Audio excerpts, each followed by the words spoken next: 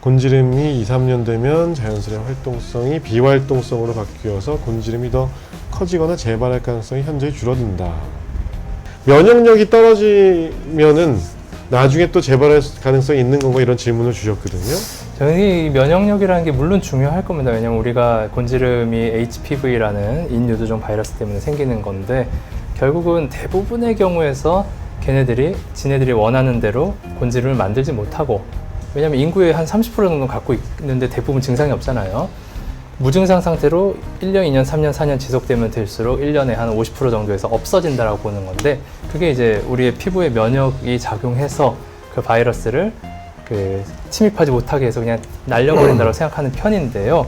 우리가 고지고대로 생각하는 면역과 직접 연관이 있는지는 잘 모르겠는 게, 어떤 분이 곤지름이 생기고 너무 충격을 받으셔서 예를 들어 면역력을 증강시킨다는 식으로 알려져 있는 홍삼이었나 그런 거를 잔뜩 드신 다음에 엄청나게 재발해서 오신 케이스도 보기는 했고, 근데 또 국소적인 면역은 또 관계가 있는 것 같은 것이, 곤지름도 곤지름이지만 이쪽에 이제 습진 같은 게 생겨서요, 피부염이. 그래서 본인 어쩔 수 없이 그 스테로이드 연고, 소위 말하는 면역을 낮춘다고 알려져 있는 스테로이드 연고를 바르는 경우에 그쪽 부분에 곤지름이 좀 재발하는 경향이 있는 경우도 있는 것 같아요. 그래서 일반적으로 생각하는 면역과의 큰 관계성이 애매한 부분이 있고, 곤지름 증상이 없이 몇 년 지났으면 바이러스가 없어졌다고 좀 생각을 하고 싶은데, 나이가 들어서 재발이다 라고 하면은 그때까지 너무 갭이 클 것 같아서요. 곤지름 얘기만 나오면 되게 작아집니다, 이게. 이 나숙자 펑평댕님 같은 질문을 해주신 분들 정말 많으세요. 근데 이거에 대한 질환에 대한 설명은 어느 누구도 단언해서 얘기 못 할 거예요. 비뇨의학과 의사건, 산부인과 선생님이건, 감염내과 선생님이건 감히 말씀드리자면은, 그래서 그냥 임상적으로 말씀드리자면은 무책임할 수는 있지만, 곤지름이 처음에 생기시고 나서 철저하게 관리를 일단 하시면 돼요. 한 1년 동안은 뭔가 찜찜한 병변이 있으면은 조기에 오셔서 제거를 하는 겁니다. 처음엔 큰 덩어리가 있으면은 거의 100% 주변에 시딩이 돼서 씨가 뿌려져 있어요. 그랬다가 또 면역력이 떨어지거나 피곤할 때 또 올라올 수 있거든요. 그럼 그때 찜찜하다 싶으면 빨리빨리 와서 처음에는 조직 검사를 하더라도 두 번째부터는 지지기만 하면 되거든요. 그 반복되는 과정을 한 1년 정도를 꼼꼼하게 보시다 보면은 재발률이 현저하게 떨어집니다. 그러다가 이게 5년, 10년 뒤에 만약에 또 뭐가 나타났다.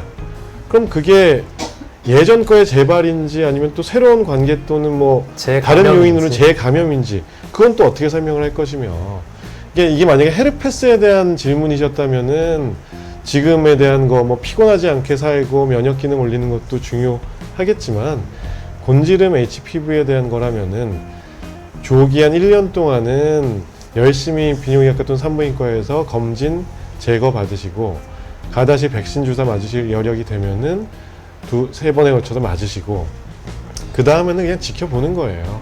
이거에 너무 걱정하지 마시고요. 고민하는데 달라질 게 별로 없으세요, 이거는. 제 생각은 그렇습니다. 그렇죠. 너무 안타깝게도 이건 진짜 운입니다, 운. HPV를 뭐 국내 연구였는데요.